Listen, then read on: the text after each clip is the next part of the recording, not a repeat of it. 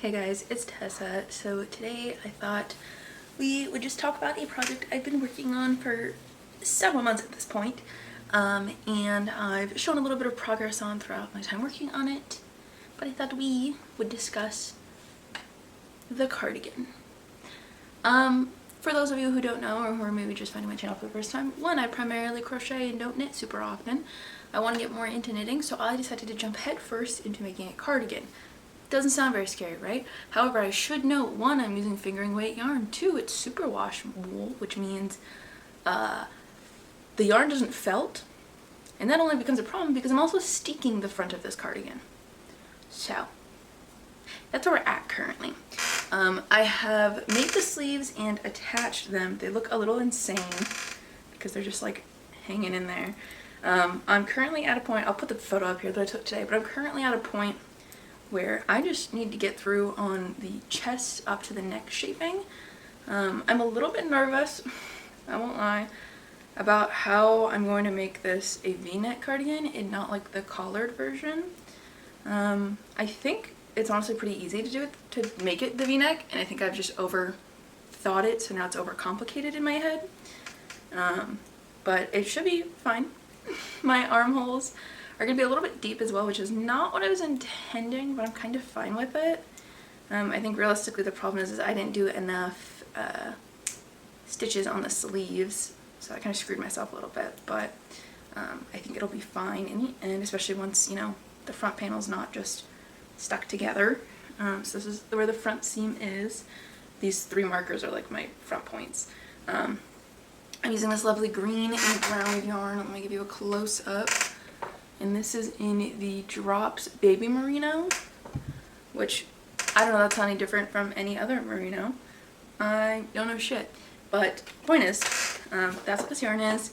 It's a superwash merino and it's from Drops. Drops in general is a affordable, decent quality, like natural fiber yarn company, I believe located in Denmark. I might have that wrong. But essentially I have a lot of their yarn because one, I like using it, and two, it's cheap, like I mentioned, or it's better priced. If I remember correctly, it was like $4.50 for each 50-gram ball of yarn, which is not bad at all when you look at some of the companies here in the US which do 50-gram balls and it's like $25. That's really the big distinction. In general, I would recommend Drops to anybody. I have noticed I'm a little bit sensitive to their mohair specifically. I think it's just because it's lower quality / affordable quality, meaning it's not highest end scale best quality. I'm also just in general hypersensitive to mohair. I don't love the way it feels. I have like a pair of mitts I made a couple videos ago that you should check out, but in that video I talk a lot about my comparison of the Drops Kid Silk mohair and a different brand that I ended up really liking more. Additionally, I am kind of at a point right now where I'm doing like my final stuff for the Halloween event coming up. Honestly, I've kind of hit a point with it where I feel good with the amount of stuff I have, and if it's not enough somehow, then I think I've done well, is kind of where I'm at with it. Just because I have like over 200 or over 300 items or something made. So yeah, and if I sell out of that in a single like 6 to 8 hour window, that would be crazy. I would love for that to happen, but that would be crazy if it were to happen. And so I think it's just really, I'm at a point where I'm like, I feel good about just the amount of stuff I have and all of that. And so I'm not too worried about running out. I am, but I think it's okay. If I do run out, it means that I did well, you know, which will be fine. I also have not only just the stuff I've made specifically for the event, I'm also bringing everything actively on my website with me too. So that's pretty fun and exciting. Hopefully the stickers I ordered come in time for the event so I can fix all of my business cards, which I don't remember what video that's in, but essentially what happened is I didn't realize for some reason, I think it's because I was doing it really quickly and I was sick, but essentially I didn't realize that if you make a QR code for like a website link, then you'll have to pay for the QR code to keep it running. And for whatever reason I just didn't think about that, so I printed 250 business cards and 250 care cards with this QR code that I did not pay for. I think I had like a 7-day trial on it or something. By the time I realized it, I had already placed the order for the business cards and thank you cards. So that was fun. And ended up deciding it would be cheaper in the long run for me to just order replacement stickers at like the Instagram QR code instead of paying, I think it was like $30 a month for the QR code. So it was a decent chunk of change. I think it was like just under $100 or just over $100, I think.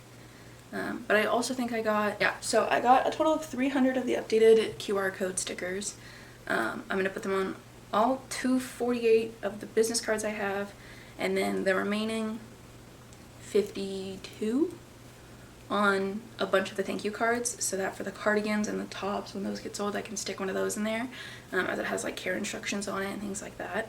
I also got 50 little Gibby stickers. I'll put them here if I can find it. But I got little Gibby stickers. I just think they'd be fun for the first 50 people that order something. If I have any left over before the event or after the event, those will just be added to the next orders as well. I'll probably do a reorder of them depending on how they do in general. But yeah, so that's really fun. I'm feeling pretty good about the event. The only thing I'm a little bit scared of is I've never used a card reader system before. That wasn't like pre-established for me. So I'm using, Shopify. That's what I run my website through. But I also have like their card reader system, and it's linked to all my products, which is nice.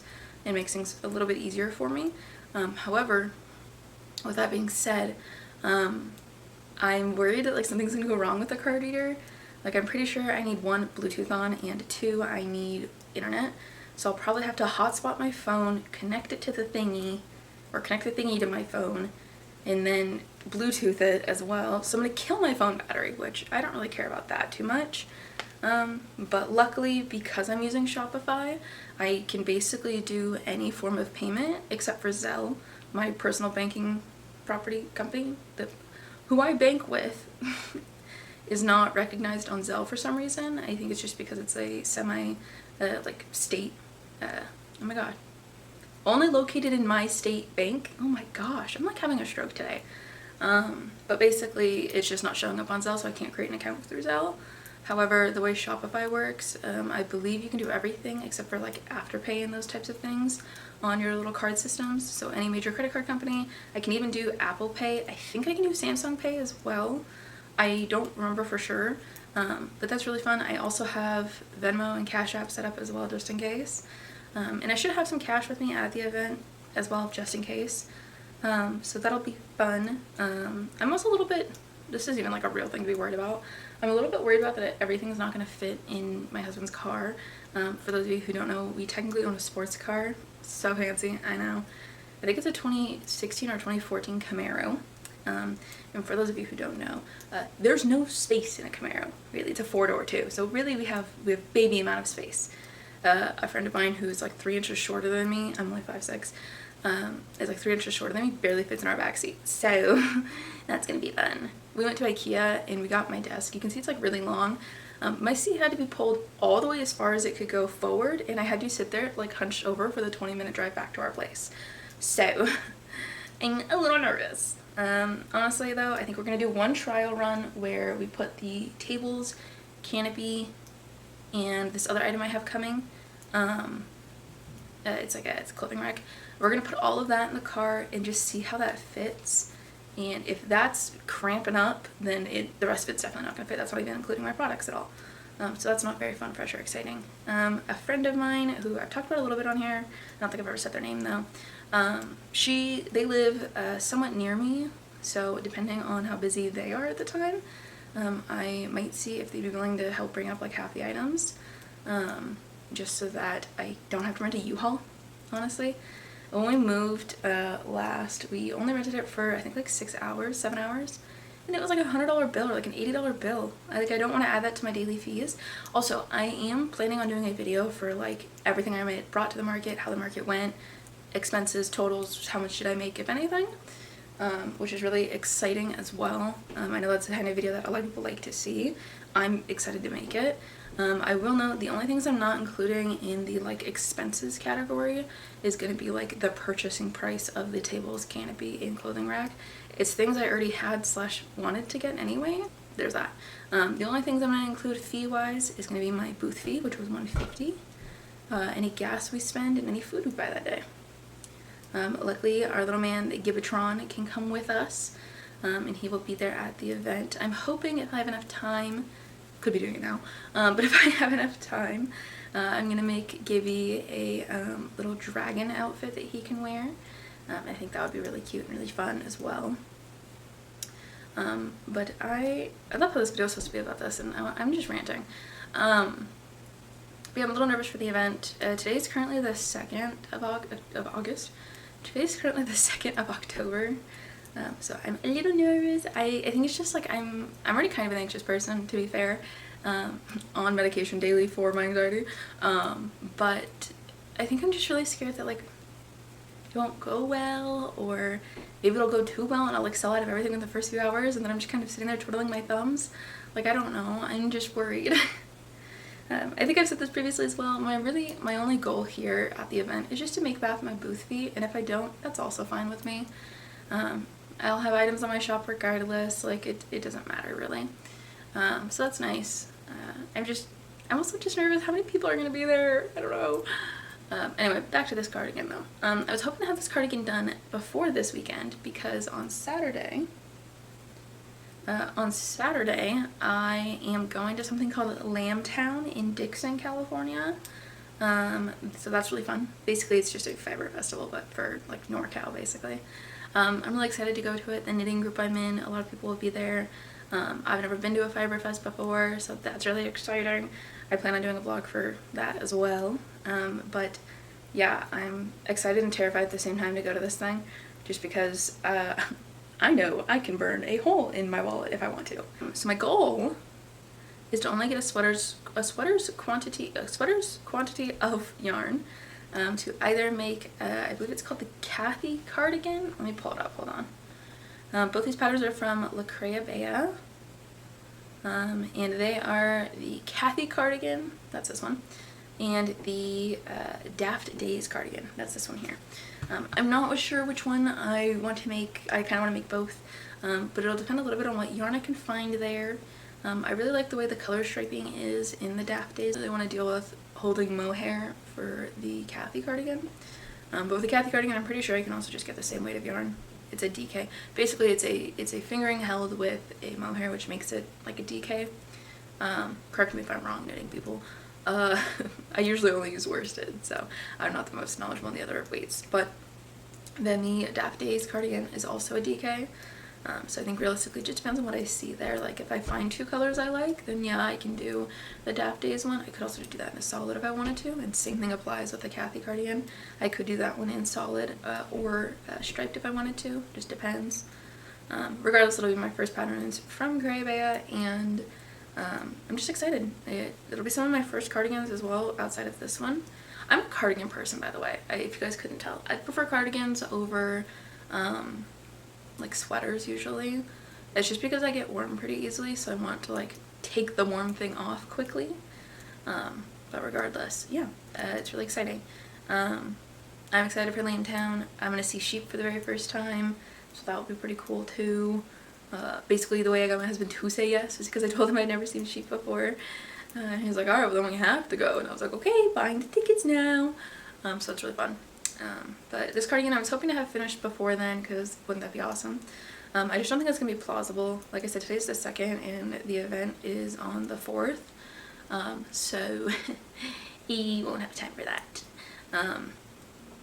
But like in that photo I just showed you of, or not the one I just showed you, the first photo I showed you of where I was at with this cardigan at the start of today. I just don't think I'll have enough time to get through all of the remaining shaping, closing off, adding the button band. I don't even know if I want to add buttons to it anyway, but adding the button band and then steeking it and blocking it, there's no way I have enough time for that. I might have enough time to like finish everything up and then steek it if I can get everything done in time, but at that point I still won't have time probably to add my like steek cover as it is. I don't know. Basically, this whole video's purpose is just to talk about this cardigan, and I'm going to do a separate video, I think, or a continuation of this video. I don't know. I'll be finishing this cardigan. I went on a fucking 15-minute rant there, so my bad. Hopefully you don't mind the sound of my voice. But so that's really fun. I'm just really nervous about this cardigan because I'm worried about the whole I'm not following a pattern, how do I steek a v-neck kind of issue. Although it seems like it's pretty simple because a lot of patterns that do like v-neck vests do it steeked, or there's enough patterns that do it steeking wise. So I'm not 100% sure. Really the reason I wanted to do steeking for this instead of knitting flat is because my tension with purling is really loose. It's not something I've been able to like fix really, and because I'll be using such small gauge needles for this, I don't think I'll have the right needle sizes to compensate for that lack of tightness on the purling side. Like I think my ribbing's done in 3.25 knitting needles, and the rest of this is done in 3.75. So there's really just not much of a size difference there. I don't know what the US terms are for the needles, by the way. I only know millimeters. So there's not much of a size difference really in the two needle sizes I'm using. At least not a large enough one that would be substantial to help fix the purling situation. It also seems like when I knit flat, depending on the thickness of the yarn itself, that issue will buff itself out in blocking, but if it's too thin like this, it doesn't seem to fix itself when I block it later, which is fine. Like I know that now. But yeah, so I'm knitting the round instead. I plan, for steeking wise, I plan to sew across the line, and then also probably plan to machine sew. And then I also probably will do a row of crochet slip stitches across both sides just to begin secure it. And then when it comes to tacking down the extra fabric under the bend band, I think I'm going to weave a strip of fabric from these two yarns, and then just lay that in place so that it can cover the loose piece as well as just look kind of nice and decorative. That is kind of where I'm at with this cardigan. I am 100% pretty much just freeballing at this point. I don't know what I'm doing really. Kind of just going and seeing what happens a little bit, just because I don't know, part of my thing with knitting specifically is I like just trying new things. I like being adventurous, I guess you could say, when it comes to the styles of knitting I'm doing. Like the Kathy cardigan is a not only cabled but also lace knitting, which is really exciting. I think it's really cute. I think it would look really cute, and just in general. But with that, I don't really know how to do lace knitting very well, or when I have done it, it's not done very well. I think the only thing I've done lace knitting wise is the Widow's Web shawl, and that was a pretty standard like 4-row repeat, so that was pretty easy to understand. But throwing cabling into that as well scares me a little bit, but I'm interested in trying it at the same time. But that's kind of where I'm at with this cardigan and my next cardigans maybe. Oh, back to Lambtown. So my goal is to get a sweater's worth of yarn for either of those two patterns. Really, it's just like 2,100 yards for the sizing I would need, which is fine. I think both are cropped cardigans as well, so I might get a little bit more just to like, I don't like cropped very much. I don't like the fit of cropped things very often on me. So I might get a little bit of more yarn just depending on the price for fit purposes. I'd like to find a skein of yarn and make a pair of socks to like have, you know, socks from Lambtown. I think that'd be fun. And then finally, or second to last, I'd like to get a skein of yarn to make another pair of the Point Edward mitts. That's the same video I was talking about earlier with the mohair. And finally, possibly, I hope my husband finds some yarn he likes there and I could get it for him and make him something with it. Probably like a beanie or a pair of mitts. He is from Washington State, and doesn't think we get cold weather here really, so I know he won't really wear any of the items I make for him, like the beanie or the mitts, just because it doesn't get cold enough here for it. But regardless, I know he'll appreciate it. But yeah, so that is where I am at with Lambtown. That is where I'm at with this cardigan and my next potential cardigan or cardigans. Let me know what you think of anything I have said today. And I hope you guys will join me for the next video about this cardigan, which will hopefully be the finale of this cardigan. And that's where I'll talk about all of the yarn I used, the modifications I made, or what I chose to do or didn't choose to do, my regrets or anything like that. So subscribe, tune in, see you next week.